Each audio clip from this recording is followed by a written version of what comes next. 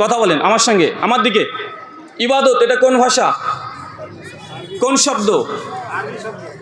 সামনে থেকে জোরে বলেন। আরবি। ইবাদত এটার বাংলা মানে কি? ইবাদত মানে উপাসনা। মানে উপাসনা মানে কি এবার বলেন? কারণ উপাসনা দিয়েও তো সঠিক অর্থ আসে না। ইবাদত আলোচ্য বিষয়, ইবাদত করে জাহান্নামে যাবে যারা। তো ইবাদত এটার বাংলা মানে কি? বিশুদ্ধ বাংলা আপনি কি বুঝেন? ইবাদত কাকে বলে? আল্লাহ কোরআনুল কারিমে বলছেন সূরা জারিয়াত নম্বর 51 আয়াত 56-তে, ওয়ামা খালাকতু জিন্না ওয়া ইনসা ইল্লা লিয়াবুদুন। অবশ্যই মানুষ আর জিন জাতিকে আমি আল্লাহ সৃষ্টি করতাম না। মা হচ্ছে নাফিস সেগা, না বোধক। আল্লাহ নিষেধ করছে যে আমি করতাম না। মানুষকে জিনকে সৃষ্টি করার আমার জরুরত ছিল না, দরকার ছিল না।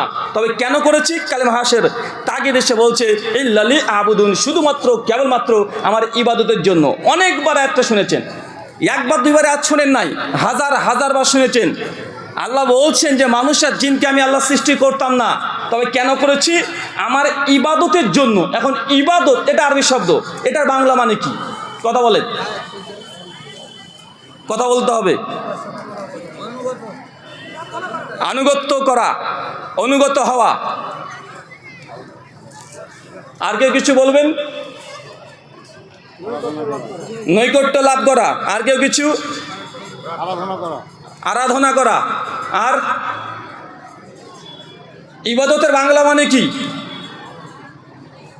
এই জন্য তো আমি আলোচ্য বিষয় রেখেছি ইবাদত করে জাহান্নামে যাবে যারা। মানে ইবাদত কি আপনি এটাই বুঝেননি এখন পর্যন্ত। ইবাদতের বাংলা, বিশুদ্ধ বাংলা যদি করেন, এর বাংলা মানে হবে দাসত্ব করা। কি করা? দাসত্ব করা। দাসত্ব বোঝেন? কৃতদাস যেমন তার মালিক থাকে, মালিক যা মন চায় তাই কৃতদাসের সঙ্গে করে বা করতে পারে, ঠিক ইবাদতের বাংলা মানে হচ্ছে দাসত্ব করা। শাইখুল ইসলাম ইমাম ইবনু তাইমিয়া রাহিমাহুল্লাহ তার মিনহাজুস সুন্নাহ বিন নববিয়্যা 2য় খণ্ডের 165 পৃষ্ঠায় আলোচনা করছে ইবাদত বলতে দুই ধরনের জিনিসকে বোঝায়। এক, আল্লাহ সুবহানাহু ওয়া তাআলা যে কোনো জিনিস যখন আদেশ করে, যেগুলো আদেশ আল্লাহ করে সেগুলোকে গ্রহণ করার নাম হচ্ছে ইবাদত করা। উদাহরণ, আল্লাহ বলেছে আকিমিস সালাহ, নামাজ পড়ো। এখন কেউ যদি নামাজ পড়ে, এটা আল্লাহর ইবাদত কি ইবাদত নয়? আরো জোরে বলেন, ইবাদত কি ইবাদত নয়? ইবাদত। একইভাবে কাউকে যদি আল্লাহ সুবহানাহু ওয়া তাআলা বলে যে হজ করো, এটা ইবাদত কি ইবাদত নয়? পবিত্র কোরআনুল কারীম সূরা বাকারা 2 আয়াত 83 আল্লাহ বলছে ইয়া আইয়ুহাল্লাযিনা আমানু, হে বিশ্বাসীগণ, কুতিবা আলাইকুমুস সিয়াম, তোমাদের উপরে নির্ধারিত সিয়ামকে ফরজ করা হলো। রমজানে কেউ যদি সিয়াম রোজা পালন করে, এটা আল্লাহর ইবাদত কি ইবাদত নয়?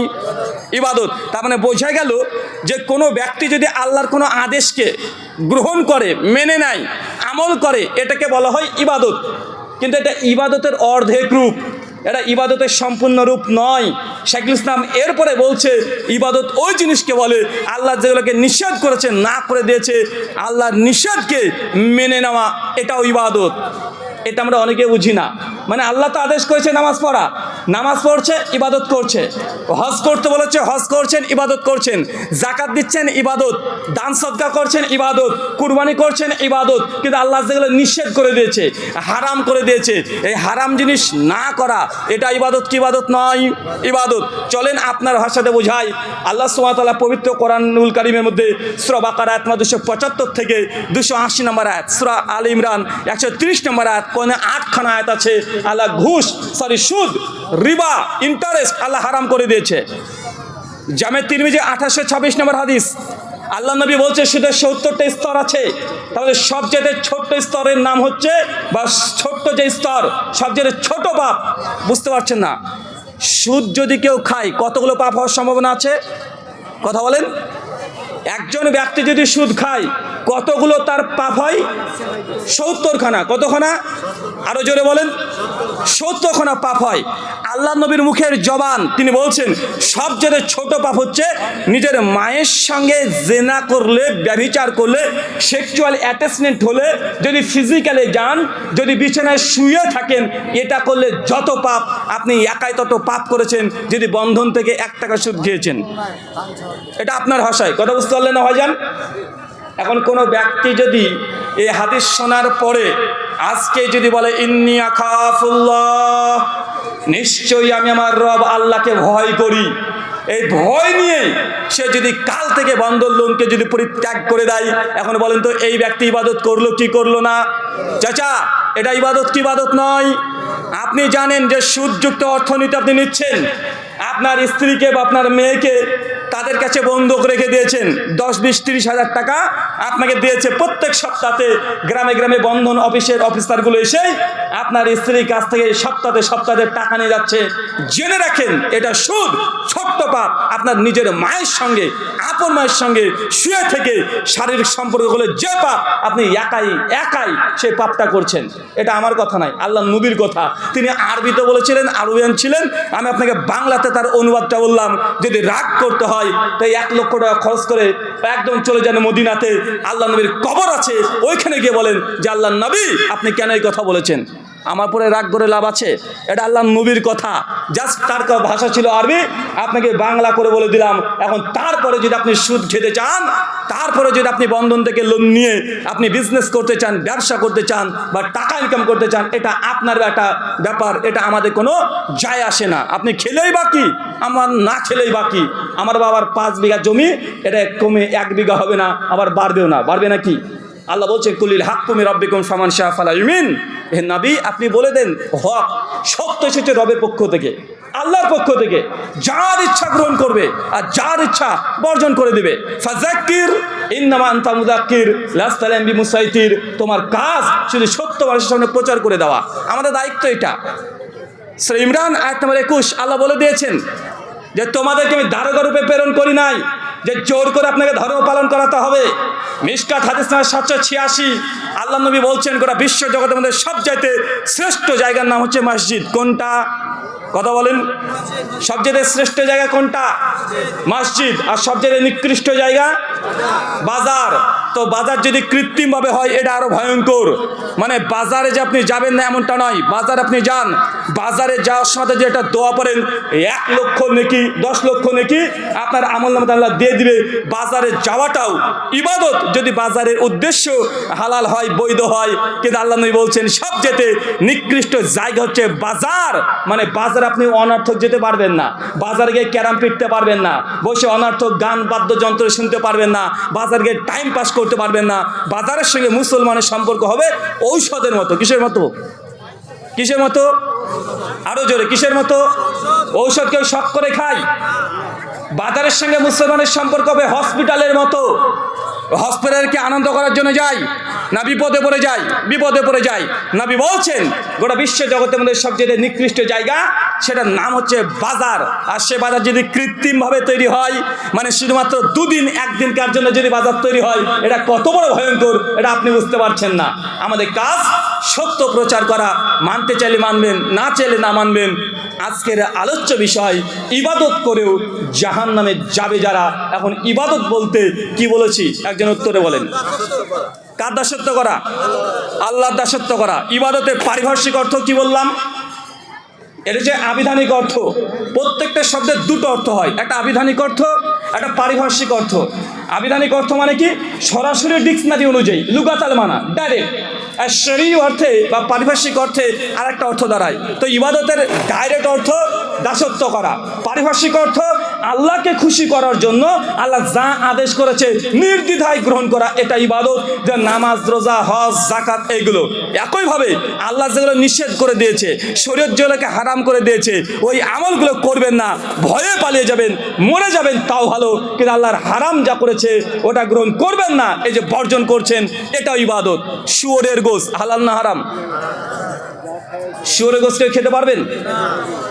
যদি আপনি দেখছেন যে না বাড়িতে আজকে কিছুই হয়নি, খাবার ইনকামও করেননি, আজকে পাশের বাড়ি একজন হিন্দু দাদা শুয়োরের গোশত রান্না করেছে, ওর দোকান থেকে নিয়ে এসে শুয়োরের মাংস দিয়ে ভাত খেতে পারবেন? কেন পারবেন না? এটা হারাম। তাই মানে শুয়োরের মাংস হারাম, এটা খুব ভালো বুঝেছেন। শুয়োরের মাংস যত বড় হারাম, এর চাইতে অধিক গুণে বেশি হারাম হচ্ছে বন্ধন লোন। কোনটা? কথা বলেন। শুয়োরের মাংস খেলে নিজে অপবিত্র হচ্ছেন, এটা গুনাহ। কিন্তু আল্লাহ নবীর ভাষা কেউ যদি লোন নিচ্ছে বা সুদযুক্ত অর্থনীতির সঙ্গে যুক্ত আছে, এ ব্যক্তি মায়ের সঙ্গে জেনা করলে যত পাপ, একাই তত পাপ করছে। এখন বলেন তো কোন পাপের মাত্রা বেশি? একটা যদি আশেপাশের মেয়ের সঙ্গে কেউ যদি জেনা করে ব্যভিচার করে এটাও পাপ, এটাও জেনা। আর একজন ব্যক্তি নিজের মায়ের সঙ্গে জেনা করেছে এটাও জেনা, দুটোই জেনা। কথা বুঝতে পারলেন না? ধরেন একজন এই গ্রামের মানুষ এই গ্রামের কোনো মেয়ের সঙ্গে ব্যভিচার করেছে, জেনা করেছে, এটা কি হলো? জেনা, পাপ। আরেকজন মানুষ দেখছে না নিজের মায়ের সঙ্গে জেনা করেছে, দুটোই জেনা। কোন জেনাটা ভয়ঙ্কর? মায়ের সঙ্গে, মানে পাপের মাত্রা আছে, একই পাপ, কিন্তু পার্সন অনুযায়ী, ব্যক্তি অনুযায়ী, পজিশন অনুযায়ী, স্থান অনুযায়ী তার মাত্রা অধিক হতে পারে কি পারে না? পারে। তো আল্লাহর নবী এই গুনাহ, সবগুলোই গুনাহ, কিন্তু গুনাহর যে কোয়ালিটি, গুনাহর যে ভয়াবহতা, এটা আল্লাহ নবী বুঝিয়ে দিলেন যে সুরের সঙ্গে যুক্ত যারা আছে তারা এই গুনাহটা করছে। রাগ হচ্ছে নাকি আমার উপরে? রাগ হচ্ছে? রাগ হলে বুঝতে পারছি যে না কাজ হচ্ছে। কারণ যখন দেখবেন ডাক্তার যখন অপারেশন করে না, যখন হাত পায়ে যখন পচন ধরে যায়, ক্যান্সার আলসার হয়ে যায়, তখন পেশেন্ট যত চিৎকার মারুক, যত রেগে যাক, ডাক্তারের কাজ ডাক্তারকে করতে হবে। কারণ আমি জানি এই পেশেন্ট যত চিৎকার মারুক না কেন, ডাক্তার জানে তার হাত না কাটলে এই ব্যক্তি মারা যাবে, তার দায়িত্ব তাকে পালন করতে হবে। আপনার যদি রাগ হয়, কঠিন রাগ হয়, মনে মনে যদি গালি দেন, তা আপনার বুঝতে হবে না কাজ হচ্ছে, এটা আমাদের কাজ আপনাকে রাগিয়ে দেওয়া। রেগে গিয়ে আপনি যতক্ষণ আমাদেরকে জুতো না মারছেন ততক্ষণ মনে করবো না যে না আমার দাওয়াতে কাজ হচ্ছে। কেন আল্লাহ নবী গোটা বিশ্ব জগতের সবচেয়ে শ্রেষ্ঠ মানুষ, সবচেয়ে শ্রেষ্ঠ মানুষ, সেই ব্যক্তি যখন দাওয়াত দিয়েছে তাকেও তায়েফের ময়দানে তাকে রক্তাক্ত করা হয়েছে। করা হয়েছে কি হয় নাই? হয়েছে কি হয় নাই? এবার আমার আলোচনাতে যদি আপনারা নারেক তাকবীর দেন, আমার আলোচনায় যদি খুব খুশি হয়ে যান, এসে আমাকে হাদিয়া দেন, খুব খুশি, তাহলে বুঝতে হবে না আমার দাওয়াতে কাজ হচ্ছে না। কারণ দাওয়াত হক খুব তিতো, হক কথা খুবই তিতো। হক যখনই বলবেন, যে সমাজে বলবেন, সত্য কথা যে সমাজে বলেন না কেন, সে সমাজ আপনাকে বয়কট করবে। পৃথিবীর শ্রেষ্ঠ মানুষ নবী রাসূল, তাদেরকে কেউ ছেড়ে কথা বলে নাই। আজকের দিনে গোটা বিশ্ব জগতে দেখেন ডাক্তার জাকির নায়েক আছে না নাই? দেখেন কিচ্ছু বলেনি, শুধু ইসলাম গোটা বিশ্ব জগতে প্রচার করেছে। কোনোদিন তিনি কোনো ধর্ম প্রসঙ্গে সমালোচনা করেননি, শুধু জাস্ট বিভিন্ন ধর্মগ্রন্থের আলোকে বলেছে। কোনো হিন্দু যখন প্রশ্ন করেছে, সংশয় বলছে দেখেন আপনার ধর্মগ্রন্থে আছে শ্রীমদ্ ভাগবত গীতা অধ্যায় নম্বর 9 শ্লোক নম্বর 23 এবং 24 পরিষ্কার ভাবে সেখানে মূর্তি পূজাকে নিষেধ করা হয়েছে। তাই হিন্দু পণ্ডিতের মুখ তখন কালো হয়ে যায়। ডক্টর জাকির নায়েকের সামনে প্রশ্নের কোনো উত্তর দিতে পারে না। ভাই দেখতে পান কি পান না কথা বলেন? যখন খ্রিস্টান আসে, বাইবেলের মধ্যে থেকে doctor Zakir Naik at a time 10-15 মিনিটের মধ্যেই 30 থেকে 40টা বৈজ্ঞানিক ভুল, কন্ট্রাডিকশন দেখিয়ে দিচ্ছে। খ্রিস্টান পাদ্রী মুখ কালো হয়ে যাচ্ছে, নাস্তিক আসছে, কেউ প্রশ্নের জবাব দিতে পারে না। তার জন্য দেখেন গোটা বিশ্ব জগতের ডাক্তার জাকির নায়েক কোনোদিন জোরে গলাতে কথা বলেছে, উচ্চ কণ্ঠ বলেছে এমন হয় নাই।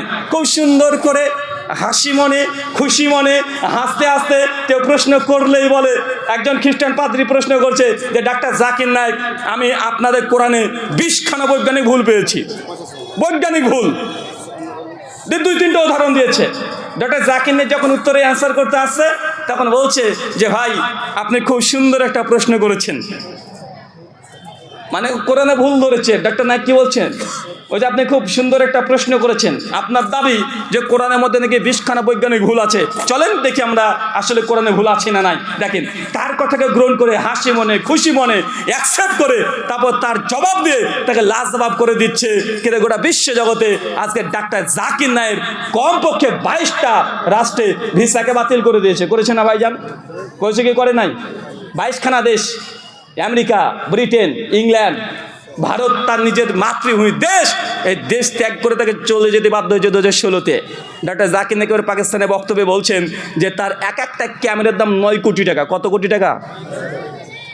বলছে গোটা বিশ্ব জগতের সবচেয়ে দামি যে ক্যামেরা সেটা আমরা কিনেছিলাম, নিকনকে আমরা অর্ডার করেছিলাম স্পেশালভাবে।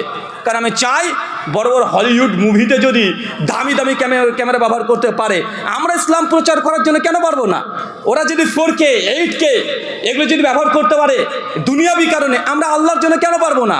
তো ডক্টর নায়েক বলছে সেই সময়তে 2009-এ যখন প্রথম ক্যামেরা কিনি, একটা ক্যামেরার দাম 9 কোটি টাকা টোটাল। ডক্টর জাকির নায়েক বলছে যে আমার 18খানা ক্যামেরা ছিল, যখন আমাকে ভারতবর্ষ থেকে তাড়িয়ে দেওয়া হলো, মানে আমার নামে বিভিন্ন রকম গুজব ছড়ানো হলো, সেই সময়তে আমি তখন ছিলাম সৌদি আরবে, আর আমার ইন্ডিয়ায় যত সম্পত্তি ছিল সবগুলোকে বাজেয়াপ্ত করেছে। শুধু ক্যামেরার দাম 150 কোটি টাকা।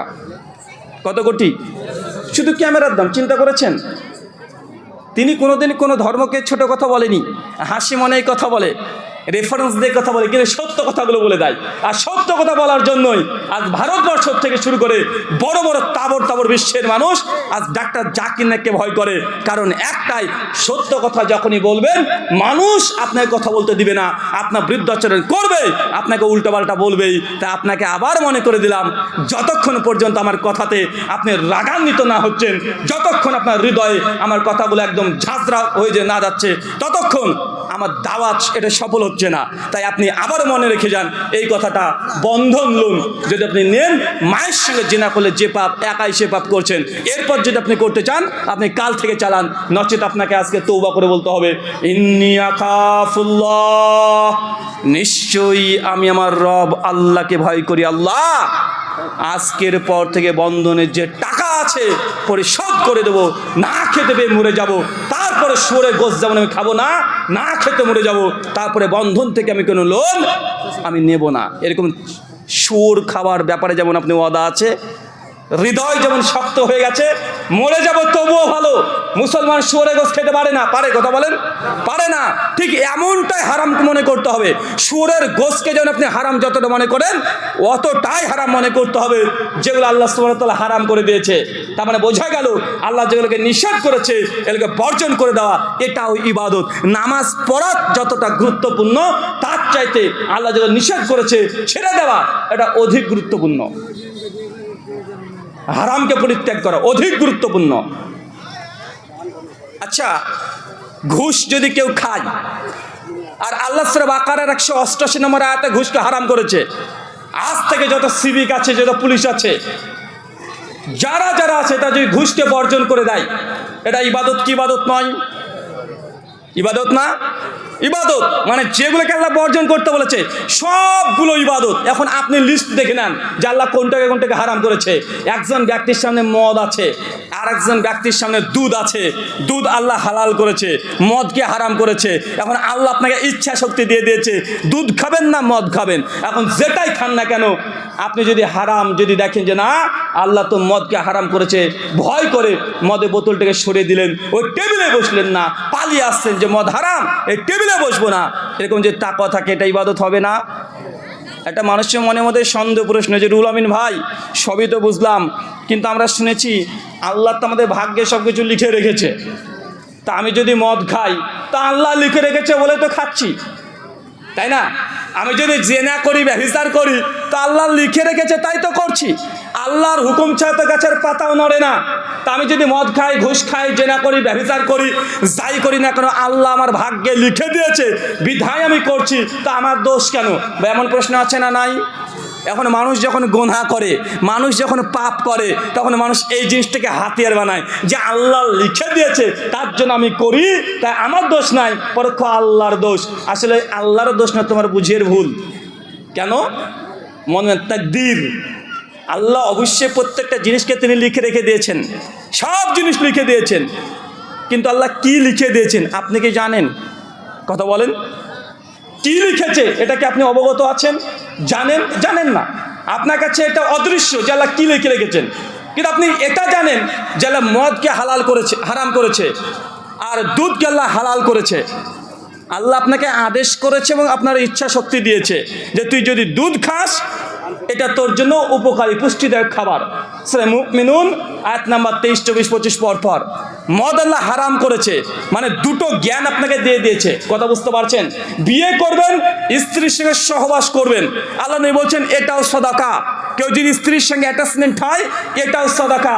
কিন্তু আপনি যদি বিয়ের বহির্ভূত যদি কোনো মেয়ের সঙ্গে ফিজিক্যাল রিলেশনে যান, এটা হারাম। তো আল্লাহ আপনাকে দুটো জ্ঞান দিয়েছে কি দেয় নাই? দ্বিতীয় জ্ঞান দিয়েছে কি দেয় নাই? দিয়েছে। প্রত্যেকটা জিনিসের আল্লাহ ভালো মন্দ দুটোই জানিয়ে দিয়েছে। আর আল্লাহ আপনার তাকদীর লিখে রেখেছে, তাকদীরে কি আছে এটা আপনি জানেন না, তবে এটা জানেন যে মদ খাওয়া হারাম, দুধ খাওয়া হালাল। আর আপনার ইচ্ছে শক্তির উপর পরীক্ষা হবে যে আপনি মদ খাবেন না দুধ খাবেন। তাই দোষ আল্লাহর নয়। কেন?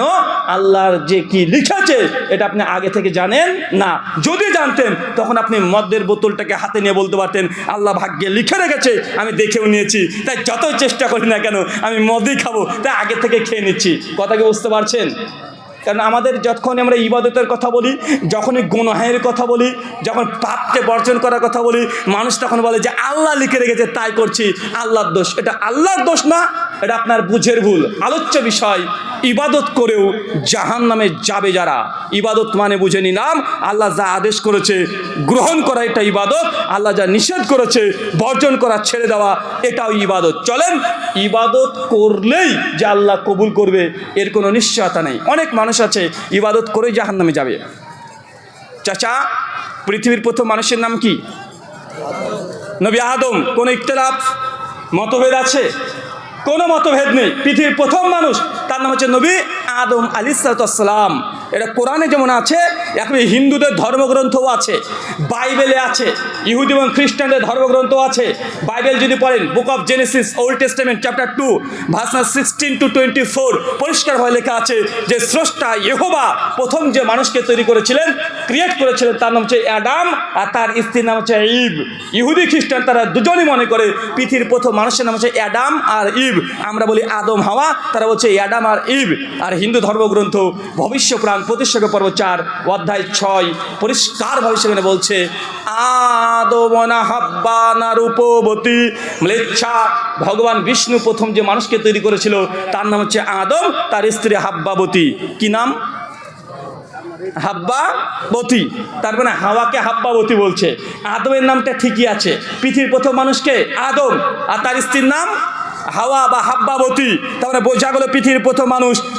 ইসলাম ধর্ম তারা বিশ্বাসী, খ্রিস্টান ধর্ম তারা বিশ্বাসী, ইহুদি ধর্ম তারা বিশ্বাসী, সবাই একমত পৃথিবীর প্রথম মানুষের নাম আদম এবং হাওয়া। কিন্তু আমাদের সায়েন্সের বই কী পড়ানো হচ্ছে? বায়োলজিতে কী পড়ানো হচ্ছে? থিওরি অফ ইভলিউশন, চার্লস ডারউইনের থিওরি পড়ানো হচ্ছে না ভাইজান? হ্যাঁ, আমাদেরকে কি কি শেখানো হয়? যে মানুষ এসেছে এককোষী জীব থেকে, বিবর্তনের ফলে আজকে মানুষ আমরা এই পর্যায়ে এসেছি। মানে ছোট্ট কথায় মানুষ এসেছে শিম্পাঞ্জি বা হনুমান বা বাদর এই প্রাণীর বিবর্তনের ফলে আজকে নাকি আমরা মানুষ হয়েছি। বা এই কথা বলা হয় কি হয় না? কয়েক বছর আগে আমার সঙ্গে একজন নাস্তিকের ডিবেট হচ্ছিল, তো আমাদের আলোচ্য বিষয় এটাই ছিল যে থিওরি। আপনার মতো দিয়ে দেন তো ভাই, কোথায় দিবেন দেন। আচ্ছা, আপনি কোথায় আমাকে সেট করে দেন, আপনার মতো দেন দেখি, দেন কোথায় দিবেন। এটা কি আমি মানে স্টিল কথা বলবো? ঠিক আছে, আপনি আপনার লাইনে আমাকে উনি বলছেন যে আপনি সোজা কথা বলেন, মুখটুক ঘোরাবো না। তা আমি মূর্তি নাকি রে ভাই? ঠিক আছে, বসেন। কমপক্ষে যখন আলোচনা বক্তারা করে তো আর দুটো যদি বা একটা যদি দিয়ে দিতেন তাহলে এই সমস্যাটা আর হয় না। আর একটা মনিটর বক্স দিলে আর প্রবলেমগুলো থেকে নেয়, প্রয়োজন নেই। হ্যাঁ,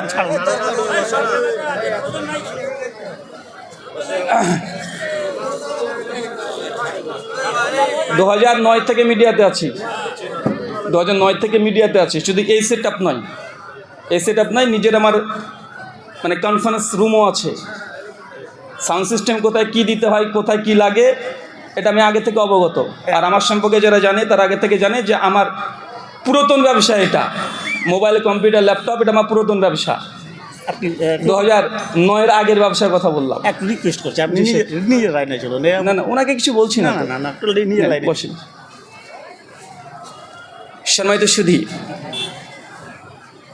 আলোচ্য বিষয় কি বলেন তো? ইবাদত করেও জাহান্নামে যাবে যারা। কিছু মানুষ আছে ইবাদত করবে তারপরে জাহান্নামে যাবে। এই পর্যায়ে আল্লাহ সুবহানাহু ওয়া তাআলা আমাদেরকে বোঝানোর চেষ্টা করছেন পবিত্র কোরআন সূরা গাশিয়া সূরা নম্বর 88 আয়াত নম্বর 2 এবং 3। আল্লাহ বলছেন আমিলাতুন নাসিবা, এক শ্রেণীর ইবাদত গুজার বান্দা আছে। আমিলাতুন নাসিবা, কেমন ইবাদত গুজার বান্দা? ইবাদত করে করে ক্লান্ত হয়ে গেছে। মানে এত ইবাদত করেছে, এত ইবাদত করেছে, ইবাদত করে করে ক্লান্ত হয়ে গেছে। আপনারা কেউ আছেন যে ইবাদত করে ক্লান্ত হয়ে গেছেন? কেউ আছেন যে এত নামাজ পড়েছেন, নামাজ পড়তে পড়তে ক্লান্ত হয়ে গেছেন, ঘাম ঝরে চলে যাচ্ছে, এরকম ইবাদত গুজার কোনো বান্দা আছেন? না। কিন্তু আল্লাহ এই কোয়ালিটির ইবাদত গুজার বান্দা কথা বলছে, আমিলাতুন নাসিবা, ইবাদত করে করে ক্লান্ত হয়ে গেছে। এরপরে তিনি বলছেন তাসলা নারুন হামিয়া, আমি ওই ব্যক্তিকে ধরে জাহান্নামে নিক্ষেপ করব।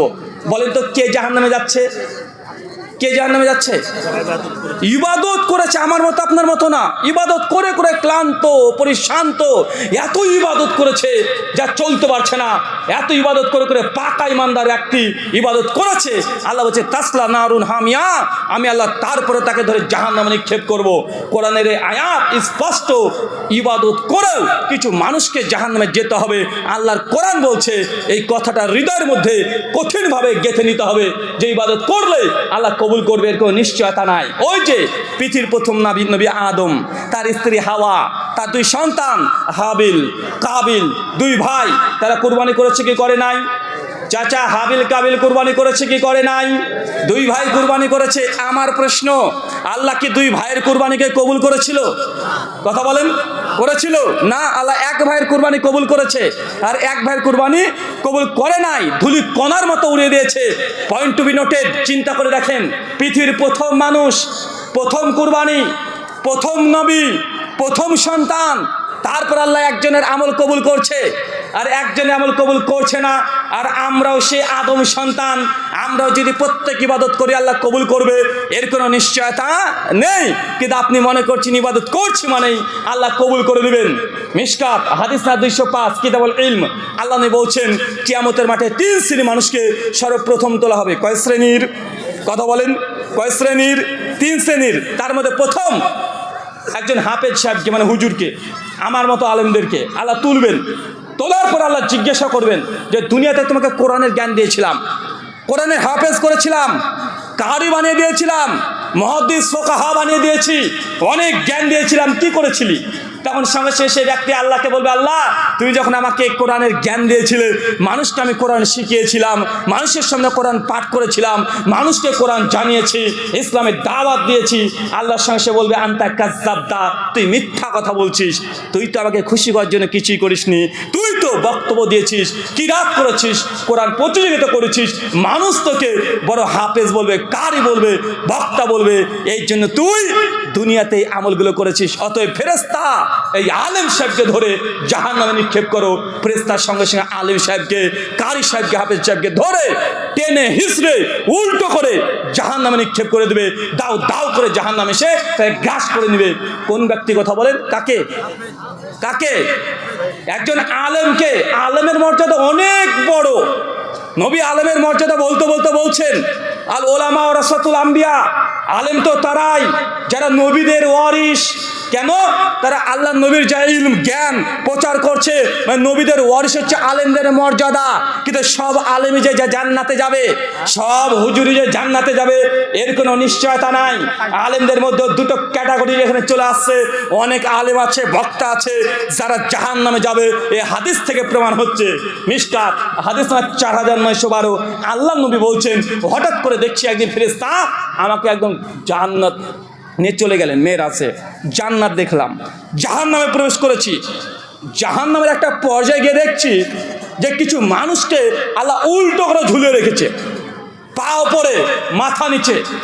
আরেকজন ফেরেশতা এসে আগুনের কাঁচি দিয়ে তার জিহ্বাগুলোকে আগুনের কাঁচি দিয়ে কুটকুট করে কেটে দিচ্ছে।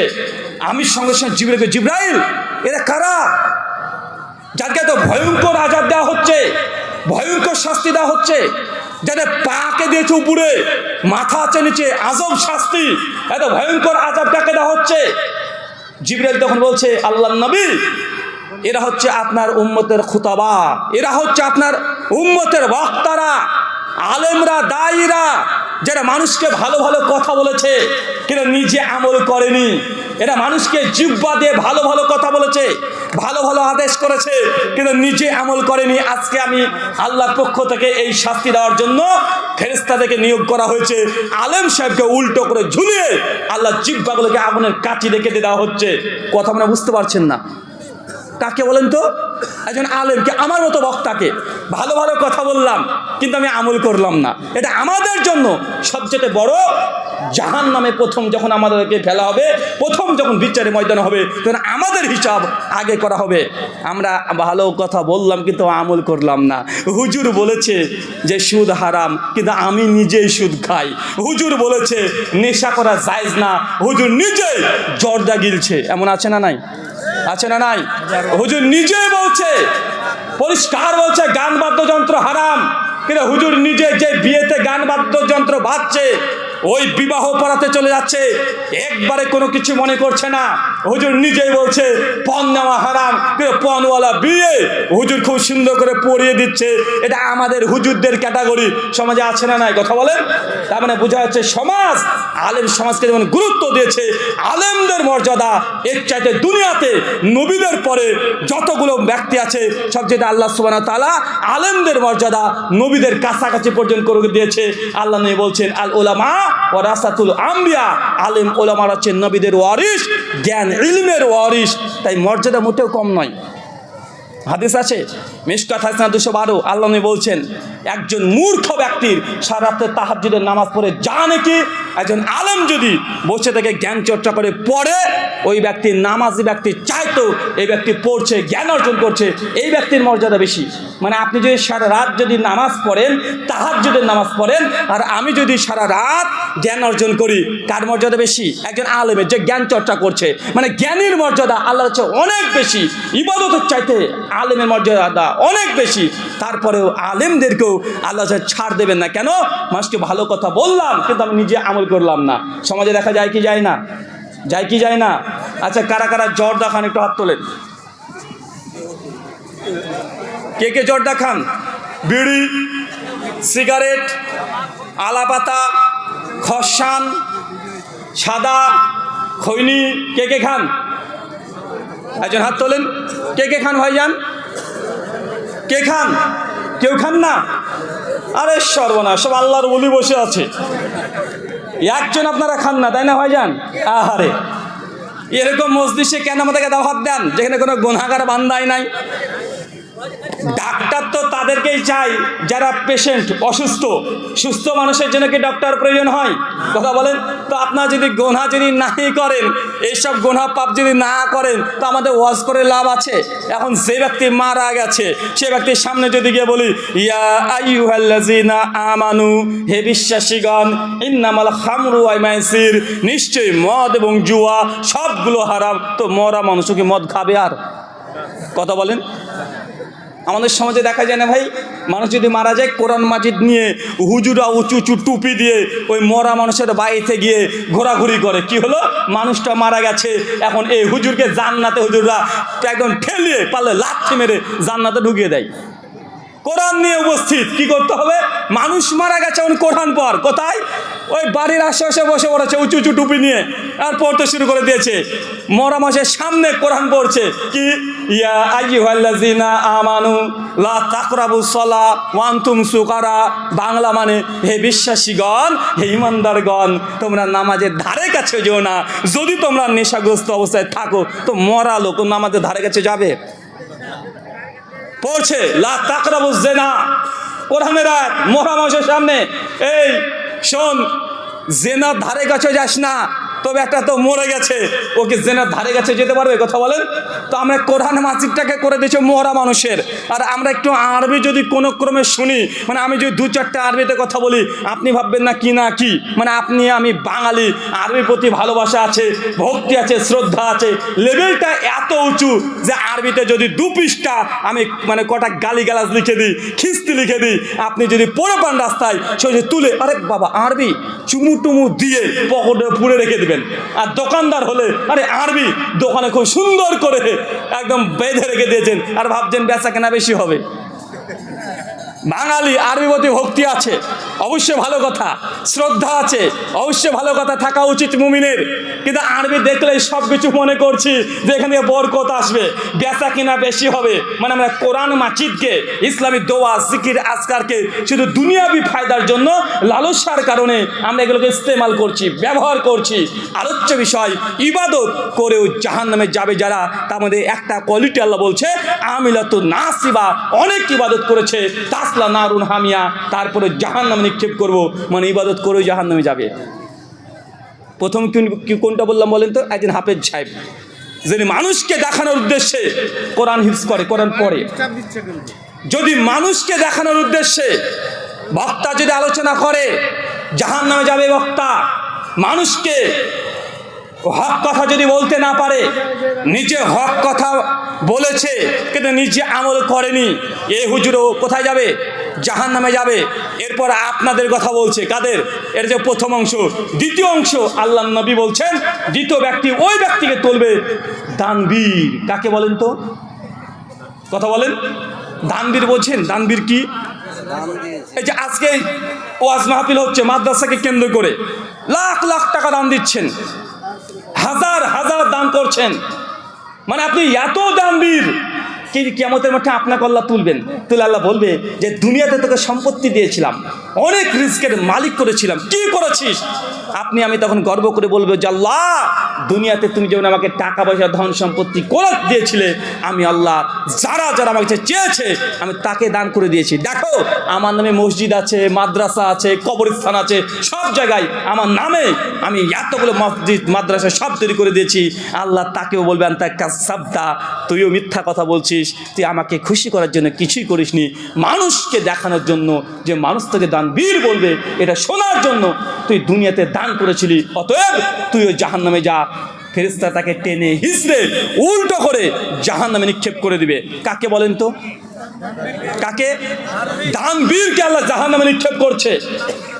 দানবীর, অথচ আল্লাহর নবী এই মুখ দিয়ে বলেছিলেন, সহিহ বুখারী মুসলিমের হাদিস, সাদকাতু বুরহান, দান হচ্ছে দলিল।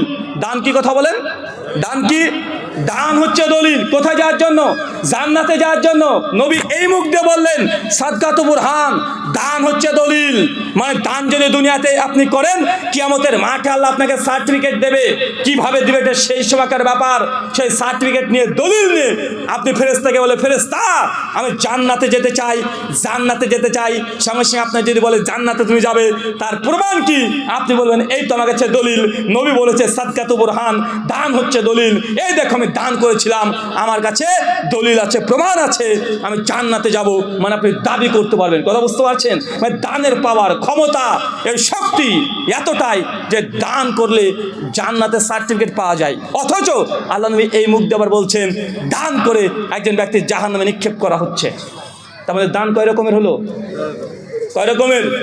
দানও দুই রকমের। দান করে জান্নাত পাওয়া যায়, আবার দান করে কোথায় যেতে হবে? জাহান্নামে যেতে হবে। আল্লাহ নবী বলছেন কোন ব্যক্তি যদি দুনিয়াতে যদি দান সাদাকা করে, তাহলে দান তাকে কবরে সহযোগিতা করবে।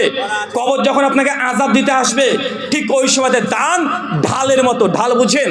আগে যেমন যুদ্ধ হতো সেই সময়তে মানুষ কি করতো? ঢাল হতো না কেন? কারণ প্রতিপক্ষ যদি অস্ত্র দিয়ে আঘাত করে আপনার শরীরে যে না লাগে, এই জন্য লোহার একটা ঢাল ব্যবহার করতো। নবী বলছেন দান হচ্ছে ঢাল স্বরূপ। যদি আপনি দান করেন, কবরের মধ্যে আযাব আপনাকে দেবে না, মানে বাধা প্রদান করবে। দান নামক ইবাদত। সহিহ বুখারী হাদিস 660। আল্লাহ নবী বলছেন কিয়ামতের মাঠে এতই ভয়ঙ্কর হবে, মানুষ যত পাপ করেছে তত পরিমাণ ঘামতে শুরু করবে। কেউ দেখাচ্ছে পায়ের গোড়ালি পর্যন্ত ঘাম, নিজ ঘাম হাবুডুবু খাচ্ছে, কেউ কোমর পর্যন্ত, গলা পর্যন্ত। কিয়ামতের মাঠ আমরা বুঝাতে পারবো না। কিয়ামতের মাঠ এটা বোঝানো সম্ভব নয়। এটা যত চেষ্টা করেন কিয়ামতের মাঠকে বোঝানো সম্ভব নয়। হাদিস কোনের ভাষা যে মা তার সন্তানকে ত্যাগ করে পালিয়ে যাবে, পরিচয় দিবে না। এই হাদিস বারবার শুনেছেন, কিন্তু বাস্তবতা আপনি দেখেননি এখন পর্যন্ত। দেখেছেন? আচ্ছা, আজ থেকে 4 বছর আগে করোনার কথা মনে আছে? লকডাউন, কোভিড-19, 22শে মে 2020। গোটা বিশ্ব জগৎ, শুধু ভারতবর্ষ নয়, একদম সিল করে দেওয়া হয়েছিল, লকডাউন করে দেওয়া হয়েছিল। পৃথিবীর ইতিহাসে এমন লকডাউন কখনো হয় নাই। 1টা বছর নয়, 2টা বছর লকডাউন যখন করে দেওয়া হয়, মনে পড়ছে আপনার সেই সময়কার কথা। লকডাউনের কারণে কারো যদি করোনা পজিটিভ হয়েছে, মায়ের যদি হয়েছে, সন্তান মাকে থেকে পালিয়ে শিখে পালায় নাই, হসপিটাল থেকে পালিয়ে শিখে পালায় নাই। যদি ছেলে যদি মারা গিয়েছে, বাপ মা তাকে না নিয়ে হসপিটালে রেখে দিয়ে চলে এসেছে। ছেলের যদি করোনা পজিটিভ হয়েছে, একটা ঘরে 15 দিন তাকে রেখে দিয়েছে। দুনিয়াতে দেখেছেন কি দেখেন নাই? দেখেছেন। মুখে আপনি মাস্ক পরে ঘুরে বেড়াচ্ছেন করোনার ভয়ে। তারপরে বোঝা যাচ্ছে কিয়ামতের মাঠ তাহলে কত কঠিন হতে পারে। করোনার কারণে যদি মা তার সন্তানকে ত্যাগ করে দেয়, বাবা তার সন্তানকে ত্যাগ করে দেয়, ছেলে তার সন্তানকে ত্যাগ করে দেয়, শুধু ছোট্ট একটা অদৃশ্য ভাইরাস, যাকে দেখাও যায় না, অদৃশ্য ভাইরাস দিয়ে আল্লাহ 2020 সালে গোটা বিশ্বের মানুষের কাছে দেখিয়ে দিয়েছে আল্লাহ যে কত বড় ক্ষমতাশীল, পাওয়ারশীল। আল্লাহ অদৃশ্য জগতের মধ্যে, এই আমাদের জগতের মধ্যে অদৃশ্য ভাইরাস, ব্যাকটেরিয়া দিয়ে মানুষকে ভীত সন্ত্রস্ত করে দেয়নি ভাইজান? কত বিজ্ঞানী, কত সায়েন্টিস্ট, তারাও পড়তে বাধ্য হয়েছে মাস্ক। গরুর জোর মুখে ঠুসি দিয়ে দেয় না, ওই প্রমাণে সবাই ঘুরে বেড়ালাম, বেরিয়েছি না ভাইজান? মসজিদ, মাদ্রাসা, মন্দির, গির্জা সব বন্ধ, ভয়ে ভীত সন্ত্রস্ত। দুনিয়াতে যদি এরকম আল্লাহ করে দিতে পারে অদৃশ্য একটা ভাইরাস, এটা দিয়ে তো কিয়ামতের মাঠে আল্লাহ সুবহানাহু ওয়া তাআলা যেই বর্ণনাগুলো বলেছে এগুলো বিশ্বাস করা কি খুব কঠিন কাজ? একজন হচ্ছে রুহুল আমিন ভাই, সে আদম আলাইহিস সালাম কবে যে এসেছে মিলিয়ন বিলিয়ন ট্রিলিয়ন বছর আগে, এখনো পৃথিবী চলছে, আরও চলবে। তো এত মানুষ মরেছে, জন্মগ্রহণ করছে। তো আল্লাহ যখন বিচারের দিনে বিচার করবেন কিয়ামতের মাঠে, হাসরের ময়দানে, তো যদি এত অল্প শর্ট সময়ে আল্লাহ কিভাবে হিসাব করবেন? কে কত নেকি করেছে, কে কত গুনাহ করেছে? এমন কোনো জাহান্নামী ব্যক্তি দেখাচ্ছে অনেক গুনাহ করেছিল, ভুল করে যদি আল্লাহ তাকে জান্নাতে ঢুকিয়ে দেয়। বদমাশ আছে না ভাই এরকম? বলছে কিয়ামতের মাঠে সব উঠবে, দৌড়তে দৌড়তে চলে যাবো, জান্নাতে ঢুকে পড়বো। আল্লাহ যদি ভুল করে আমাকে আমি জাহান্নামের আমল করেছি দুনিয়াতে জানি, কিন্তু এত মানুষের হিসাব যদি একটু 19-20 হয়ে যায়, যে জাহান্নামে যদি জান্নাতে চলে আসে, আল্লাহ এত অল্প সময়, শর্ট সময় আল্লাহ কীভাবে হিসাব করবে, কীভাবে সিদ্ধান্ত নেবে? ভাই এমন প্রশ্ন করে কি করে না? আমি তখন বলেছিলাম ভাইজান শোনেন, মনে রাখবেন দুনিয়াতে একটা যন্ত্র আছে, ছোট্ট একটা যন্ত্র, সাধারণ যন্ত্র, ওই যন্ত্র আপনিও চালাতে পারেন, নাম হচ্ছে থার্মোমিটার। আছে না নাই? আপনার শরীরে কত পাপ আছে, আপনার শরীরে কত তাপমাত্রা আছে, আপনার বগলে বা মুখের মধ্যে দিয়ে দিয়েছে, 1 মিনিট পর সহজে 2 বার ঝাড়া দিলে আপনাকে ডাক্তার বলছে 108 ডিগ্রি তোমার তাপমাত্রা, তোমার খবর আছে। ডাক্তার বলতে পারে কি পারে না? মানুষ দুনিয়াতে যত পাপ করে প্রত্যেক পাপ তার শরীরের মধ্যে মিশ্রণ হয় কি হয় না? আপনি চোখ দিয়ে কোনো হারাম জিনিস দেখছেন, চোখ আপনার শরীরের বাইরে না ভেতরে, তার মানে শরীরের সঙ্গে মিশে আছে না নাই? হাত দিয়ে হারাম জিনিসকে স্পর্শ করেছেন, পা দিয়ে খারাপ জায়গাতে গিয়েছেন, মন দিয়ে খারাপ কোনো চিন্তা করেছেন, যা করছেন সব শরীরের মধ্যে এর প্রমাণ থাকছে কি থাকছে না? থাকছে কি থাকছে না? আপনি হোয়াটসঅ্যাপে কোনো মেয়েকে একটা মেসেজ দিয়েছেন, টুক করে ডিলিট করে দিতে পারেন, আসলে কি ডিলিট হচ্ছে? এটা কি রিকভারি করা যায় না? আরে রিকভারি করা যায়। আপনি মনে করছেন আমি ডিলিট করে দিলাম, অল ডিলিট করে দিলাম, সব করে দিলাম, আরে তারপরেও ডাটা হোয়াটসঅ্যাপদের কাছে থাকে, হোয়াটসঅ্যাপ কোম্পানির কাছে থাকবে, ফেসবুক কোম্পানির কাছে থাকবে। আপনি যত ডিলিট করার চেষ্টা করেন না কেন, দুনিয়া থেকে ডিলিট করতে পারবেন না। যখন প্রয়োজন সঙ্গে সঙ্গে হোয়াটসঅ্যাপ কোম্পানি চাইলে আপনি কি ডিলিট করেছেন ওটা রিকভারি করতে পারে কি পারে না? পারে। তা আপনি যতই গুনাহ করেন না কেন শরীরের মধ্যে এটা থাকে কি থাকে না? থেকে যায়। তা আল্লাহ যদি কিয়ামতের মাঠে থার্মোমিটারের মতো এমন করে যন্ত্র আবিষ্কার করে দেয়, ছোট্ট একটা যন্ত্র, যে আপনার মুখে অর্থাৎ পেছনের দিকে যদি দিয়ে দেয়, 1 মিনিট রাখার পরে কত পাপ করেছেন, কত পুণ্য করেছেন, 1 মিনিটের মধ্যে আল্লাহ ফায়সালা করতে পারেন কি পারেন না? আল্লাহ হচ্ছে কঠিন নাকি রে ভাই? দুনিয়াতে তাপমাত্রা মাপার যদি যন্ত্র হয়, ভূমিকম্প হচ্ছে ব্যারোমিটার, বিভিন্ন যন্ত্র এখন আবিষ্কার হয়েছে বিভিন্ন কিছু মাত্রা মাপার জন্য। তো আল্লাহ পাপ আর পুণ্য, নেকি আর গোনা মাপার যন্ত্র তৈরি করতে পারবে না? আল্লাহ যদি আপনার মুখের মধ্যে ঢুকে দিয়েছে, বেটা তুই কত পাপ করেছিস, পুণ্য করেছিস, মুখের মধ্যে ঢুকে দিয়ে আপনার পাপ পুণ্যের হিসাব আল্লাহ 1 সেকেন্ডে বের করতে পারবে কি পারবে না? অবশ্যই পারবে। অত সহজ মনে করিয়েন না। যত আপনি চাতুরতা করেন না কেন, আপনাকে কিয়ামতের মাঠে ফেসে যেতেই হবে। আল্লাহ বলছেন কিয়ামতের সেই সংকটময় সময়ে 7 শ্রেণীর মানুষকে আমি আল্লাহ আরশের নিচে স্থান দেব। 6 নম্বর ব্যক্তিগত আল্লাহ নবী বলছেন ওই ব্যক্তি যে ডান হাত দিয়ে দান করেছিল, বাম হাত টের পায়নি, বুঝতে পারেনি, এই ব্যক্তি আল্লাহর আরশের নিচে স্থান পাবে। তার মানে বোঝা গেল দানের ক্ষমতা, দানের পাওয়ার কিয়ামতের মাঠেও আছে। কোথায় বাদ আছে বলেন তো ভাইজান? চাবি পাওয়া গেছে, কেউ হয়তো খুঁজে পেয়েছে মোটরসাইকেল। এখন চাবি হারিয়ে গেছে মোটরসাইকেলের, টিভিএস কোম্পানি মোটরসাইকেলের চাবি হারিয়ে গেছে, স্টেজে আছে, যার প্রয়োজন তারা এসে নিয়ে চলে যায় না, যার হারিয়েছে সে এসে নিয়ে যাবেন। কথা বুঝতে না বুঝতে দেখে আমি গিয়ে নিয়ে চলে যাই এমন না, যারা হারিয়েছে সে এসে নিয়ে যাবে। তার মানে বোঝা যাচ্ছে যে দানের ক্ষমতা কবরে চলে, দানের ক্ষমতা কিয়ামতের মাঠেও চলে, দানের ক্ষমতা জান্নাতের গেট খোলা পর্যন্ত চলে। মানে দানের এত পাওয়ার, এমন কোনো জায়গা নেই যে দানের ক্ষমতা নেই, পাওয়ার নেই। আব্দুল্লাহ ইবনুল মুবারক রাহিমাহুল্লাহ বিখ্যাত একজন মুহাদ্দিস, তার কাছে একজন তার স্টুডেন্ট এসে বলছে যে শেখ, দীর্ঘদিন ধরে প্রায় 8 বছর ধরে আমার পায়ে 8 মাস ধরে পায়ে একটা ফোড়া হয়েছে, অনেক ডাক্তার কবিরাজ দেখিয়েছি, পায়ের ফোড়া ভালো হয় না। আপনি যদি আমাকে কোনো নসিহত করতেন আব্দুল্লাহ ইবনুল মুবারক রাহিমাহুল্লাহ, মৃত্যু 181 হিজরি, তিনি সঙ্গে সঙ্গে বলছেন যে তুমি এক কাজ করো, একটা অমুক অঞ্চলে চলে যাও, খোঁজো যে কোন অঞ্চলে মানুষের পানির সমস্যা হচ্ছে, ওই গ্রামে গিয়ে একটা নলকূপ বা কুয়া এই জাতীয় কিছু তুমি তৈরি করে দাও, আল্লাহর রাস্তা তৈরি করে দাও, আর দোয়া করো আল্লাহ কাছে, আল্লাহ মানুষের পরেশানকে আমি দূর করেছি, তৃষ্ণাকে আমি দূর করেছি, এর বরকতে, এর বদৌলতে তুমি আমাকে শিফা দান করো, তুমি দান করো। আব্দুল্লাহ মুবারক যখন তার ছাত্রকে কথা বলেছে, কিছুদিন পরে ছাত্র কয়েক মাস পরে এসে বলছে তার শেখকে যে উস্তাদ আপনি যা বলেছেন তাই করেছি, আজকে দেখেন আমার পায়ের ফোড়া কোনো চিহ্নই নাই। তার মানে বোঝা যাচ্ছে দান করলে দুনিয়াবি কামিয়াবি আছে না নাই, আছে না নাই? হ্যাঁ, আমরা দান করি, আমাদের মায়েরা খুব দান করে। কীরকম জানেন? দেখা যাচ্ছে ওই ছেলেটি একটু অসুস্থ, আল্লাহ বলছে আল্লাহ আমার ছেলেটা তো অসুস্থ হয়ে গেছে, আল্লাহ যদি ছেলে আমার ভালো হয়ে যায় তাহলে মসজিদে একটা মুরগি দেব, যদি কি হয়, যদি ভালো হয় তবেই দিবে। মানে চাষি খুব চালাক, বড় বিজনেসম্যান, মানে ও মানে লস করতে চায় না। আল্লাহ যদি আমার ছেলে ভালো হয়ে যায়, আল্লাহ যদি ভালো হয় তবে মসজিদে আমি 100 মানুষকে খাওয়াবো। চাচি এই করে মানত মানা যাবে না, নিষিদ্ধ করা যাবে না। কি করতে হবে? ছেলে আপনার অসুস্থ, অসুস্থ দেখে আগে আপনি মুরগি ছাগল গরু যা ইচ্ছা যে দান করতে চান আগে দান করেন, দান করার পরে 2 রাকাত নামাজে দাঁড়ান, নামাজে দাঁড়িয়ে সালাম ফিরিয়ে আল্লাহ হচ্ছে হাত তুলো, আল্লাহ আমার ছেলেটা অসুস্থ, আমি দান করলাম, আল্লাহ এই দানের ওসিলাতে আল্লাহ সুবহানাহু ওয়া তাআলা তোমার ছেলেকে সুস্থতা দান করো। মুমিন বান্দা শরীয়তে মানত মানা হচ্ছে আগে নেক আমল করবেন, ওই নেক আমলেরকে ওসিলা বানিয়ে তারপর আপনাকে দোয়া করতে হবে। কিন্তু আল্লাহর সঙ্গে কন্ট্যাক্ট করে নিচ্ছেন, আল্লাহ যদি ভালো হয় তবে দেব, যদি ভালো না হয় তাহলে দেবে না। বা আছে না নাই কথা বলেন? এই চিটার ইয়া চিটিংবাজি এগুলো আল্লাহর সঙ্গে চলবে না। আপনি আমল করেন, আমলের বরকতে আল্লাহর কাছে দোয়া করতে হবে, যা চান সেটা আপনি চাইতে পারেন। কিন্তু আমরা এগুলো করি না। কি করি?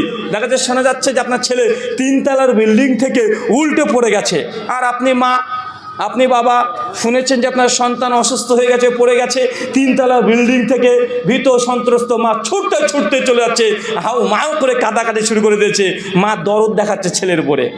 আছে না নাই? এটা ইসলামী পদ্ধতি না। আপনার ছেলে যদি 100 তলার ছাদ থেকে যদি উল্টে পড়ে যায়, একজন মা একজন বাপ ওই হাউমা করে চিল্লাচিল্লি করে কাঁদতে কাঁদতে ছুটে চলে যাবে। এটা মুমিন নর নারী কখনো সঙ্গে সঙ্গে আচরণ করতে পারে না। কি করবে? খবর যখনই শুনেছে আগে ইন্না লিল্লাহ এই দোয়াটা পড়ে নিবে, তারপর গিয়ে আগে অজু করবে, অজু করে 2 রাকাত সালাত আদায় করে আল্লাহকে বলে, আল্লাহ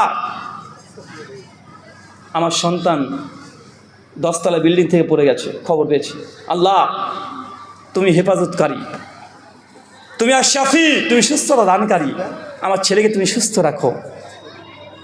আল্লাহকে বলেন আগে, যাকে বলার দরকার তাকে বলেন আগে, তার কাছে আগে কথা বলেন, তার সঙ্গে 2 মিনিট সময় কাটান, সময় 5-7 মিনিট আল্লাহর সঙ্গে কথা বলে তার কাছে চান, চাওয়ার পরে বাড়িতে কি টাকা পয়সা আছে সেগুলো নিয়ে ধীরে সুস্থে আপনি ছুটে চলে যান। কিন্তু আপনি আল্লাহকে ভুলে গেলেন, ডাক্তারের উপরে নির্ভর করে ছুটছেন, টাকা পয়সা নিয়ে ছুটছেন। আল্লাহ যদি চাই, ওই যে আল্লাহর সঙ্গে কথা বললেন, আল্লাহ আপনার ছেলেকে সুস্থ করে দিতে পারে কি পারে না? পারে না ভাইজান?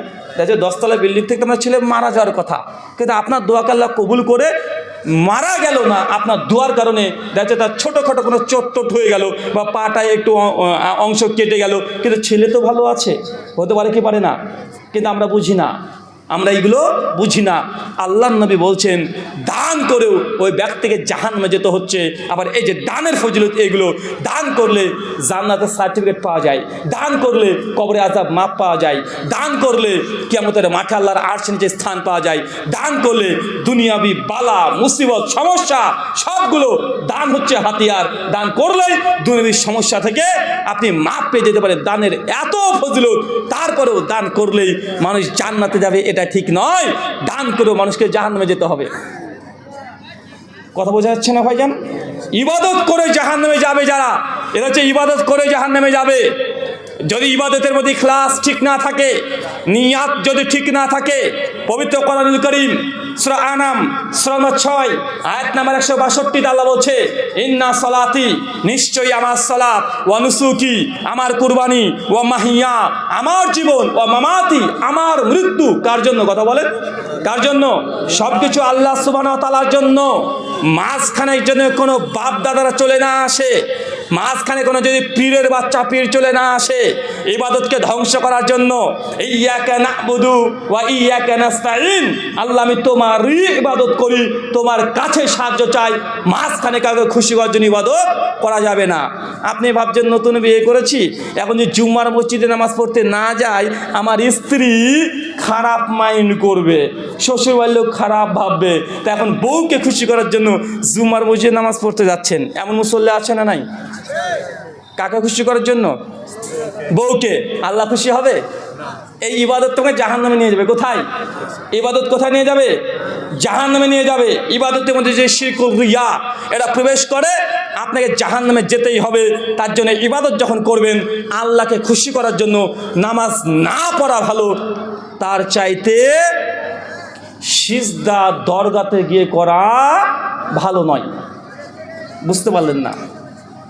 একজন ব্যক্তি আল্লাহকে সিজদা করে না, আবার দরগা বা দুর্গাকে সিজদা করে না, এই ব্যক্তি বেশি ভালো না একজন ব্যক্তি আল্লাহকেও সিজদা করে, দরগাকেও সিজদা করে, দুর্গাকেও সিজদা করে, এই ব্যক্তি ভালো? কোন ব্যক্তি ভালো বলেন তো? একজন ব্যক্তি আল্লাহকেও করে না, দরগাকেও করে না, দুর্গাকেও করে না, কাউকে সিজদা করে না। আর একজন ব্যক্তি আছে সবাইকে করছে, ও আল্লাহকেও করছে, দরগাকেও করছে, দুর্গাকেও করছে। এখন বলেন তো কোন ব্যক্তি ভালো? কোনটা ভালো? কোনটার চেয়ে কোনটা ভালো? হ্যাঁ, এই দুজনের মধ্যে যদি কম্পেয়ার করা যায় যে দরগা দুর্গা সবাইকে পাকড়ি হারে করছে, এর চাইতে ওই ব্যক্তি ভালো যে কাউকে করেনি। জামে তিরমিজি হাদিস 3640 আল্লাহ নবী বলছেন যে কিয়ামতের মাঠে আল্লাহ সুবহানাহু ওয়া তাআলা তিনি আসবেন। কিয়ামতের মাঠে হাসরের ময়দানে আল্লাহ এসে বলবেন, ইয়া বানি আদম, হে আদম সন্তান, তোমরা যারা আসমান থেকে জমিন ভর্তি পাপ নিয়ে যদি আমি আল্লাহর সামনে উপস্থিত হও, আমি আল্লাহ আসমান থেকে জমিন ভর্তি ক্ষমা নিয়ে তোমার সামনে উপস্থিত হব।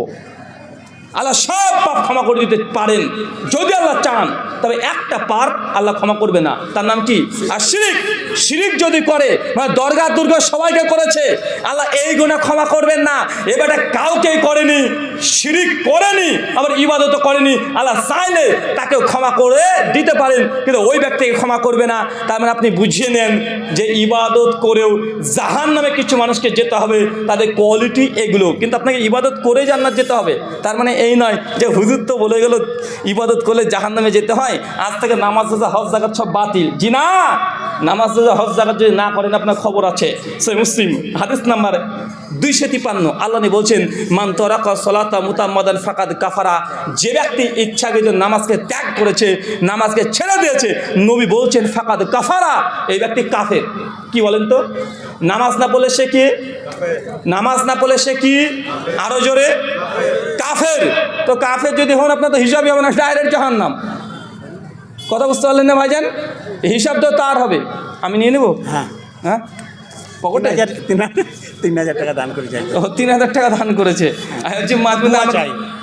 দোয়া আছে, আল্লাহুম্মা সাল্লি আলা আল্লাহুম্মা বারিক আলাইহি জাযাকাল্লাহু খাইর। কালেকশনও চাই, জি, মাদ্রাসার একটু কালেকশন আমাদের পাতেন। আপনাদের যার যার প্রয়োজন এসে দিয়ে যাবেন। তৃতীয় অংশ, ইবাদত করেও মানুষকে জাহান্নামে যেতে হচ্ছে। এই সমস্ত কথা বলার আমার উদ্দেশ্য হচ্ছে মৌলিকভাবে এটা যে আপনাকে বুঝতে হবে যে ইবাদত করলেই আল্লাহ কবুল করেন না। ইবাদতের কোয়ালিটি আছে, আবার ইবাদত না করলে যে আপনি জান্নাতে যাবেন এটা সম্ভব নয়। আল্লাহ নবী বলছেন, মান তারাকা সালাতা মুতাম্মাদান ফাকাদ কাফারা, যে ব্যক্তি ইচ্ছাকৃত নামাজকে ত্যাগ করে দিয়েছে এ ব্যক্তি কাফের হয়ে গেছে। কি হয়ে গেছে? কাফের হয়ে গেছে। কেমন কাফের জানেন? নরেন্দ্র মোদিজির মতো, তার চাইতে বড় কাফের। নরেন্দ্র মোদিকে চেনেন? মোদিজির মতো, মোদিজি বাচ্চা। হাদিসের যা ভাষা আরো ভয়ঙ্কর। মুসনাদে আহমদ 21,312 নম্বর হাদিস, আল্লাহ নবী বলছেন যে দুনিয়াতে সালাতকে পরিত্যাগ করেছে, তরক করেছে, এই কিয়ামতের মাঠে হাসর হবে ফেরাউনের সঙ্গে। কার সঙ্গে? কার সঙ্গে? মানে নবী তো একবার বললো কাফের যে নামাজ পড়ে না। কেমন কোয়ালিটির কাফের? ফেরাউনের মতো। কেন? তার সঙ্গে উঠছে, তার উম্মত হিসেবে উঠছে। মানে বর্তমান যুগের মোদিজির সঙ্গে কিয়ামতের হাসরের ময়দানে আপনি উঠবেন, তারা বুঝতে পারছেন। ইবাদত করে যেন মানুষকে জাহান্নামে যাবে, ইবাদত না করলে আপনার তো টিকিটই নাই। কথা বুঝতে পারলেন না? আপনি ভাবছেন যে হুজুরের ঠিকই বলছে, হুজুর যারা আছে তারা তো জাহান্নামে যাবে, হুজুর বলে গেল। আবার ইবাদত করলেও জাহান্নামে যাবে, দান করলেও জাহান্নামে যাবে। দান করা যাবে না, দান করে জান্নাত আপনাকে যেতে হবে। ওই যে আসাদগাত বুরহান, দান হচ্ছে দলিল। কথা বুঝতে পারলেন না ভাইজান? মানে কোয়ালিটি আছে সব জিনিসের, ভালো মন্দ গুণ আছে। এখন আপনার কোন কোয়ালিটি আছে আপনার মধ্যে, এটাই বিশ্লেষণযোগ্য, এটাকে বিচার করতে হবে। অনেক মানুষ সালাত আদায় করে যেমন জাহান্নামে যাবে, অনেক মানুষ সালাত আদায় করে নামাজ পড়ে তাকে জান্নাত যেতে হবে। সালাতবিহীন কোনো মানুষ জান্নাতে যাবে, এটা চিন্তা অনেক পরে করতে হবে আপনাকে, অনেক পরে করতে হবে। আল্লাহ সুবহানাহু ওয়া তাআলা আমাদের প্রত্যেককে এই কথাগুলো বোঝার তৌফিক দান করে, সকলে বলি আমিন। আল্লাহ নবী বলছেন আমিলাতুন নাসিবা, অনেক মানুষ ইবাদত করে করে ক্লান্ত হয়ে গেছে। দেখবেন রমজান মাস যখন আসে, অনেক মানুষ দেখবেন তারাবির নামাজ নিয়ে ঝামেলা করে, আছে না ভাইজান? তারাবি 20 রাকাত না 8 রাকাত? রোজার মাস আসলে এই ঝামেলা চলবে, চলছে কন্টিনিউয়াসলি। তারাবি 20 রাকাত পড়বো না 8 রাকাত পড়বো হুজুর? ওরা 8 রাকাত পড়ছে, ওরা ইহুদি খ্রিস্টানের দালাল। ফটো চলে আসছে, যারা 8 রাকাত পড়ে 20 টাকা, তারা যারা পড়ে তারা 8 রাকাতকে মসজিদে ঢুকতে দিচ্ছে না, আছে না? নাই, আছে। আমি আমাদের এলাকার মসজিদের কথা বলি। আমাদের এলাকাতে একটা মসজিদ আছে, রমজান মাসে 8:15-তে আজান দেয়। কয়টার দিকে? কথা বলেন। 8:15-তে আজান দিচ্ছে। 8:15-তে যখন আজান দেয়, আজান দেওয়ার পরে এশার নামাজ পড়ে, এশার সুন্নাত পড়ে, আবার তারা নফলও পড়ছে। এরপর ইমাম সাহেব 4 রাকাত করে 20 টাকার তারাবি পড়াচ্ছে। তারপরে আবার বেতের নামাজ পড়াচ্ছে, আবার 2 রাকাত সুন্নাত পড়াচ্ছে। ইন টোটাল 37 রাকাত নামাজ পড়াচ্ছে। কত মিনিটে? 8:15 মসজিদে প্রবেশ করছে, 9:05 অথবা 10-এ মসজিদ ফর্সা ফাঁকা হয়ে যাচ্ছে। মাত্র 35 মিনিট সময়ে 37 রাকাত নামাজ। আছে না? নাই? সমাজে দেখা যায় কি যায় না? আছে না ভাইজান? নামাজ কি ঝড়ের গতিতে পড়ছে, মানে মনে হচ্ছে নামাজ পড়ছে না রকেট চালাচ্ছে হুজুরে। নামাজ পড়ছে, আল্লাহু আকবার, আলহামদুলিল্লাহ মালিকুল দিন আল্লাহু আকবার, সামি আল্লাহু লিমান হামিদা, আল্লাহু আকবার, আসসালামু আলাইকুম রাহমাতুল্লাহ, আসসালামু আলাইকুম রাহমাতুল্লাহ, আল্লাহুম্মা আমিন। মানে এত ঝড়ে গতিতে নামাজ সমাজে আছে না? নাই, আছে না ভাইজান? আরে অজস্র জায়গাতে নিজের চোখে দেখা। রমজান মাস দেখবেন ইবাদতের মাস। তারাবির নামাজ এর নাম গুণ সমাজ সব পরিবর্তন করে দিয়েছে। আমি তার জন্য বলছি, তারাবির বলে পৃথিবীতে কোনো নামাজই নেই। যে নামাজ সমাজে আছে এই নামাজের নাম হচ্ছে তাড়াতাড়ি নামাজ। কি নামাজ? তারাবি নামাজ না, কি নামাজ? তাড়াতাড়ি নামাজ। মানে এই নামাজকে তাড়াতাড়ি পড়তে হয়। মানুষ এটা ধারণা করছে না ভাইজান। তারাবি মানে কি? তাড়াতাড়ি। কেন? এশার নামাজ যে ইমামে পড়িয়েছে 4 রাকাত নামাজ 10 মিনিট সময় নিয়েছে, ওই ইমামই আবার তারাবির নামাজ 4 রাকাত পড়ছে 4 মিনিটে। আছে না? নাই? মানে হুজুর বলে দিচ্ছে, এই তা এখন ধরেন এশা নামাজ পড়লো 4 রাকাত নামাজ 10 মিনিটে, যখন এই তারাবির সময় আসতে তখন যে তারাবির জন্য রেডি তো সব? হ্যাঁ রেডি, হ্যাঁ হ্যাঁ হুজুর রেডি। আর ইমাম সাহেব তখন 4-6 শুরু করে দিল। হ্যাঁ তো দিচ্ছে দুমদাম। ইমাম দেখা যাচ্ছে রুকুতে গিয়েছে, রুকু থেকে উঠে পড়েছে। আমার চাষার বয়সের যে লোকগুলো আছে ওই তো উঠতে বসতে কষ্ট হয়, দেখছে চাষা রুকু থেকে উঠে দাঁড়িয়ে পড়েছে, সিজদায় যাচ্ছে। ওই সময় চাষা রুকু থেকে কোন উঠছে, ইমাম সাহেব একটা সিজদা কমপ্লিট। এমন হয় না ভাইজান? চাষা যে 60-70 বয়স, তার মাজার ঠিকঠাক করতে সময় লাগে, সময় লাগে না? সময় লাগে। সমাজে আমাদের এটা চলছে। আল্লাহ সুবহানাহু বলছে, কদ আফলাহাল মুমিনুন আল্লাযীনা হুম ফি সালাতিহিম খাশিউন। ওই সমস্ত মুসল্লিরা হচ্ছে সফল কাম, যারা নামাজের মধ্যে খুশু খুজু এখতিয়ার করে, ধীর স্থিরতা বজায় রাখে। এরা হচ্ছে সফল কাম। কারা? যারা নামাজের ধীর স্থিরতা বজায় রাখে। এখন বলেন, তারাবির নামাজ হচ্ছে না তাড়াতাড়ি নামাজ হচ্ছে? হ্যাঁ, আমি ওই জন্য বলেছিলাম তোমার 20 টাকার তারাবি কেন? তুই যদি 20,000 রাকাতও যদি নামাজ পড়ে এই ঝড়ের গতিতে, তোমার এই নামাজ মসজিদের ফ্যানে আটকে বন করে ঘুরতে থাকবে, আল্লাহর আর্শ পর্যন্ত পৌঁছাবে না। অতই সহজ। সহিহ বুখারী 757 নম্বর হাদিস, উবাদা বিন সামিত রাদিয়াল্লাহু তাআলা আনহু হাদিস বর্ণনা করছেন। বলছেন আল্লাহ নবী একদিন মসজিদের নববীতে বসে আছে, আল্লাহ নবীর নিজের মসজিদে বসে আছে। একজন সাহাবী এসে মসজিদে এসে সালাত নামাজ আদায় করেছে, নামাজ শেষ করে নবীকে সালাম দিয়েছে। নবী উত্তর দিয়ে বলছেন ফাসল্লি, যাও তুমি নামাজ পড়ো। ফাইনা কালাম তু সল্লি, কারণ তুমি নামাজ পড়োনি। কথা বুঝতে পারলেন ভাইজান? কি বলেন তো? একজন সাহাবী, আল্লাহ নবীর সাহাবী, নবীর মসজিদে নামাজ পড়ছে, নবীর সামনে পড়ছে, নামাজ পড়ে বেরিয়ে এসছে, নবী বলছে এই যে যাও তুমি ফিরে যাও, ফাসল্লি তুমি নামাজ পড়ো, ফাইনা কালাম তু সল্লি তুমি নামাজ পড়োনি। অথচ সাহাবী নামাজ পড়েছে, নবী দেখেছে। নবী মিথ্যা কথা বলছে তার মানে? না, নাউজুবিল্লাহ মিন যালিক। সাহাবী কোনো প্রতিবাদ করেনি, মসজিদে আবার ঢুকেছে, আবার গিয়ে নামাজ পড়েছে, নামাজ পড়ে আবার আল্লাহ নবীকে সালাম দিয়েছে। নবী আবার উত্তর দিয়ে বলছে এই যে যাও তুমি ফিরে যাও, ফাসল্লি নামাজ পড়ো, ফাইনা কালাম তু সল্লি তুই নামাজ পড়োনি। সাহাবী দ্বিতীয়বার নামাজ পড়েছে, তাও নবী বলছে নামাজই পড়োনি। তৃতীয়বার হয়েছে একই কথা, যাও নামাজ পড়ো, নামাজ হয়নি। তৃতীয়বারে সাহাবী বলছে ইয়া রাসূলুল্লাহ, আমি এর চাইতে ভালো করে নামাজ পড়তে পারি না, নামাজ আপনি শিক্ষা দেন। আল্লাহ নবী তখন বুঝিয়ে দিলেন যে নামাজের মধ্যে রুকু সিজদা এই দুটো জন্য ধীর স্থিরভাবে হয়। আমাদের সমাজে আছে রুকু সিজদা ধীর স্থিরভাবে, আর রুকুতে গিয়ে সময় দেয় না, এবার রুকুতে না গিয়ে আবার উঠে পড়ে, এমন মুসলে আছে না নাই? আছে না নাই? আমাদের মায়েরা আছে হাত পা গুটিয়ে সিজদা দিচ্ছে, এরকম আছে না নাই? কথা বলেন, দেখা যায় না? নামাজ পড়ছে কিন্তু নামাজ আল্লাহ গ্রহণ করবে না। মায়েদের নামাজ সবচেয়ে বেশি বাতিল হয়ে যাবে কিয়ামতের মাঠে। ওরা নামাজ পড়ে কিন্তু নামাজ বাতিল হয়ে যাবে ছোট্ট ভুলের কারণে। স্পষ্ট হাদিস, শেখ সালেহ আল উসাইমিন রাহিমাহুল্লাহ তিনি বলছেন, শেখ আলবানী বিন বাজ, শেখ সালেহ আল মুনাজ্জিদ, সমস্ত সালাফি উলামার একমত, মেয়েরা নামাজরত অবস্থায় পায়ের যদি এই নখ যদি বেরিয়ে যায় তবুও নামাজ ফাসেদ হয়ে যাবে। কিন্তু নামাজ পড়ে কি বলেন এইভাবে? ভাই এই ফতোটা আমার না, কিন্তু বিন বাজ, শেখ সালেহ আল উসাইমিন, শেখ আল্লামা নাসিরুদ্দিন আলবানী, তারা বিখ্যাত গ্রন্থ আছে শেখ আলবানীর সিফাতুস সালাতিন নবী, দ্বিতীয় খণ্ড 922 থেকে 928 নম্বর পৃষ্ঠায় মেয়েদের সালাতের জন্য তিনি বাধ্যতামূলক বলে দিয়েছেন পায়ের পা পর্যন্ত যেন ঢাকা থাকে। কিন্তু আমাদের মায়েরা নামাজ পড়ছে, পিঠ পেট সব বাড়িয়ে আছে, দেখা যায় কি যায় না? কথা বলেন, যায় কি যায় না? কষ্ট করে নামাজ পড়ছে, নামাজ বাতিল হয়ে যাবে। একজন পুরুষ মানুষ যে নামাজ পড়ে সিজদা দিতে গিয়েছে, পেছন থেকে সব বেরিয়ে গেছে পাকিস্তান, নামাজ হবে? হ্যাঁ, নামাজ হবে? পুরুষ মানুষের যেমন যেগুলো মানে ঢেকে রাখা ফরজ, সেগুলো যদি বেরিয়ে যায় তা নামাজ হবে? হবে না। তো মেয়েদের তো শরীরের অংশটা বিশেষ করে কমপক্ষে নামাজের জন্য তো আপনার যেটা ফরজ বাধ্যতামূলক, নামাজের মধ্যে যদি আপনার এই চুল বেরিয়ে যাচ্ছে বা আপনার এই মাথার অধিক অংশ ঢাকা আছে, রুকু করছেন, সিজদা করছেন, পেট সব বেরিয়ে গেল, নামাজ কবুল হয়ে যাবে? মনে হচ্ছে নামাজ পড়লে আল্লাহ কবুল করবে। জি না, নামাজ পড়লে আল্লাহ কবুল করে না।